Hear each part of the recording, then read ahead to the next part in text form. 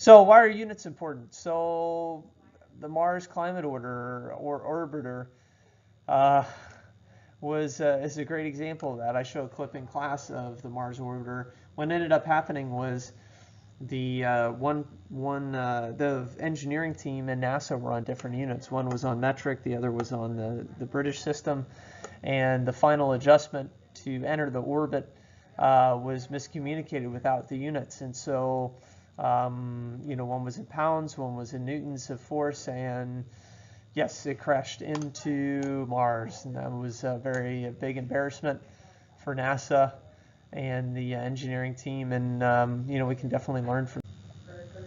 Okay, so for unit conversions, we're going to start with a basic one here where we want to see how many seconds are in 13 years, assuming we're using the more exact amount of 365.25 days in a year. So the way that we set this up is we can set up a bracket like this where, and you don't have to have the complete goalpost there. You can, I've seen people do it like this, where you got 13 years, and then you have just something like this where, 365.25 days, 1 year, something like that, and then you just keep going across like that, and that's fine. It's basically the same thing. So what happens here is that we multiply across the top and divide across the bottom, and 1 year is this many days, and so basically we're multiplying by 1 because this value here, this many days, is 1 year, just different units. So as we multiply across the top, what happens is our years cancel out, and then we're left with days. And then if we continue with that, we can put 1 day is this many hours, so again multiplying by 1, this many hours by minutes, and this many minutes in, or 1 minute and 60 seconds. And so what happens is we're left with seconds as our unit.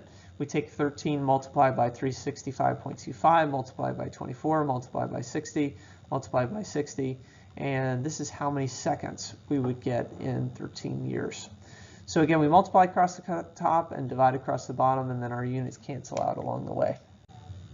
Okay, so we want to convert 38,292 seconds into days, and in this case here we can set up our seconds, and in this case we're going to need to set up this value down below, and then we have the minutes up above. And so why don't you go ahead and finish this one. So go ahead and pause the clip and work through the rest of it, and then when you're ready to check you can hit play to continue.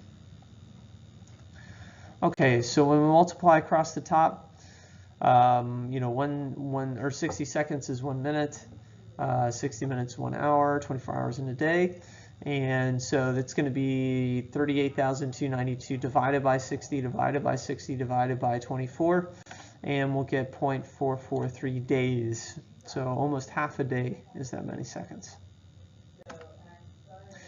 So the metric prefixes are very, very convenient, especially as we use the metric system this year for measurement. And these values you don't need to memorize. You'll have a copy of this in your, well, yeah, you have a copy of this on your equation sheet. So you don't need to memorize any of them. You just need to be able to convert any two values. So let's try this one here. Let's say we have 62 kilometers and we want to get how many meters this is. So the way that we can think through this is, are we going to have more or less meters? Or are we going to have a bigger or smaller value? So 62 kilometers is very, very far, so we know we're going to have a lot of meters, and so you can use your logic just starting out for that. The way that you want to set this up, we have 62 kilometers, kilometers. Okay, now we know we're going to have kilometers down below for that to cancel out, and then we're going to have meters up above. Now the way that you want to think about this is, you know that you have to have the same amount above and below, and so what you're going to do is you're going to put a box around the prefix. Down below it's kilometers. So up top you're missing a prefix.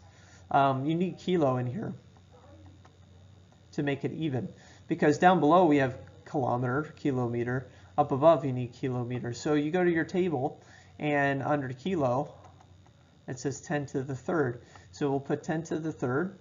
So 1 kilometer is 1 times 10 to the third meters. So these are the same, 1 kilometer, 1 10 to the third meters. And so when we multiply across the top, we'll get 62,000 meters. And so if you use this technique where you have these boxes, you can just pull from the table and makes it very convenient for you.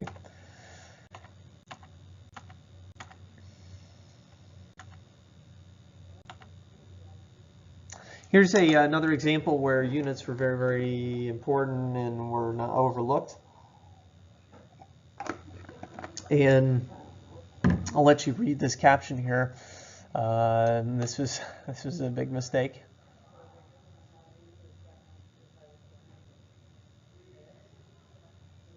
So Canada had just switched to metric, and the fuel amount was miscalculated. So the pilots completely ran out of fuel, and they had to glide into this area where this was an old drag strip actually, and they landed fine, and everything was okay. But again, units are huge, so we have to be very, very careful.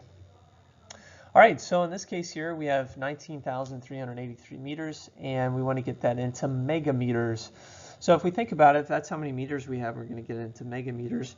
We know that we're going to get a smaller, we're going to get a small value for megameters because it's a unit that represents a long distance.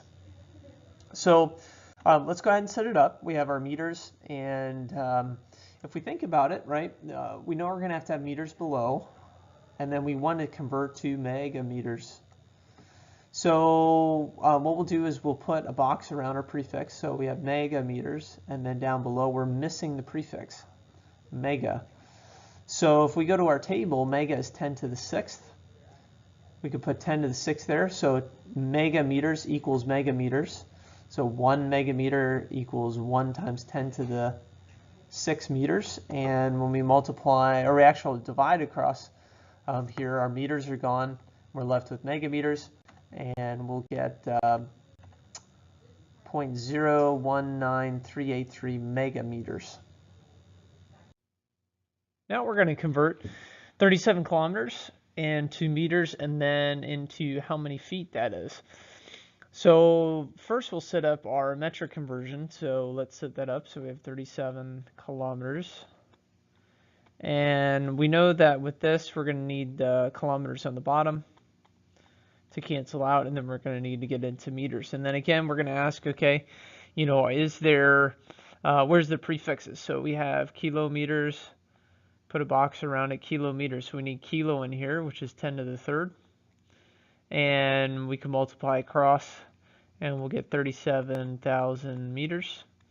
And next, we want to convert it into feet. So we'll need meters down below and feet up top, and we've got our conversion here. So we have 1 meter is equal to 3.280 feet.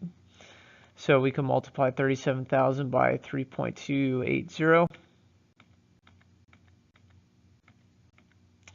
And when we multiply across, we'll get 121,360 feet is how many feet there is in 37 kilometers.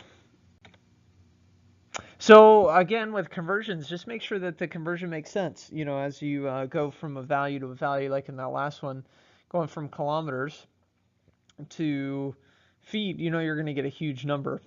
So just use your logic, make sure it makes sense. Okay, so now we want to convert 13 millimeters into meters. And so at this point now, I want you to set up your bracket and see if you can do this one on your own using your conversion sheet and or your table there with the prefixes. And then when you're ready to check, you can hit play to continue. So go ahead and hit pause, and when you're ready to check, hit play. All right, so once you get millimeters on the bottom, meters on the top, we put a box around our prefixes, and we need the top there. So millimeters, 10 to the negative 3rd is milli, and so we end up getting a value of 0.013 meters. So in this one, we want to go from centimeters to hectometers, and so we're going to want to go to meters first. So, and then once you go to meters, you go to the base unit, then you can set up another bracket or just continue your brackets to get the value for hectometers. So go ahead and pause the clip and give this one a try, and when you're ready to check, you can hit play to continue. All right, so when we set up our centimeters, we've got that centimeters down below, meters up top. We're missing the prefix up top, which is 10 to the negative second. And we've got that, which is 22.15 meters. And then we can get it into hectometers. And we have meters down below, hectometers up top. We're missing the prefix down below. Hecto is 10 to the second. And we can multiply across the top and divide across the bottom, so we get 0.2215 hectometers. All right, so we want to try this one. This is a two-step conversion again. We're going from megagrams to milligrams, so we know we're going to get a ton of them. So go ahead and pause the clip and give this one a try, and when you're ready to check, you can hit play to continue. Okay, so 14 megagrams, and mega, we've got down below, grams up top, and we're missing mega grams up top. We're missing the conversion, 10 to the 6th up top, and we should get this value here. Then we can get into milligrams. Let's set that up. We're going to have grams down below, milligrams up top. We're missing the prefix down below.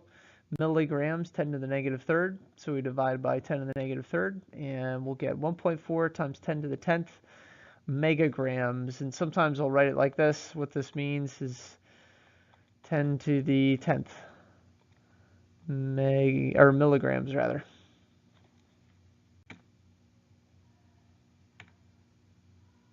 Okay, so in this one, go ahead and put this into scientific notation. So go ahead and pause the clip and do that, and when you're ready to check, you can hit play to continue. Okay, so we have to count how many times over. So 1, 2, 3, 4, 5, 6, 7, 8. 8 times over. So if we multiply this number by 10 to the 8th, we'll get the original back, and that's in seconds. And let's put this into scientific notation, 0.000128. So go ahead and pause the clip and do this one. And when you're ready to check, you can hit play to continue. Okay, so in this one, we need to go back 1, 2, 3, 4. So this times 10 to the negative 4th seconds. All right, so let's convert this many seconds into megaseconds. So go ahead and pause the clip and try this one. And when you're ready to check, you can hit play to continue.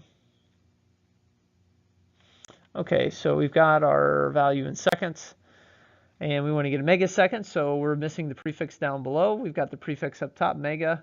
Mega is 10 to the 6th, so we divide by 10 to the 6th, and we get 399.8592 megaseconds.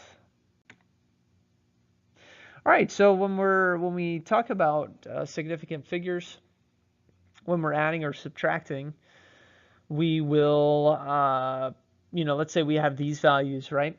So these are mass values. So if you think about it, let's say we had a scale and we measured something as 3.76, we measured something as 14.83, and then we measured this, right, 2.1 something, and you don't know this, right? And so that's significant because, it could be all the way up to 2.19 or it could be all the way down to 2.10. We don't know. So when we add things, we have to round to the limiting decimal place. In this case, it's the first decimal place. So we have to round to 20.7. When multiplying or dividing, the rule is, in this case, let's say we had a measurement of 1.4 meters. Another measurement of 24.55 meters, and we want to get the area. We're limited by the decimal place. I'm sorry, by the number of significant figures. And so in this case, we're limited by 2 significant figures there. That's as precise as we're possible to get there, and so we're going to have to round to 2 sig figs.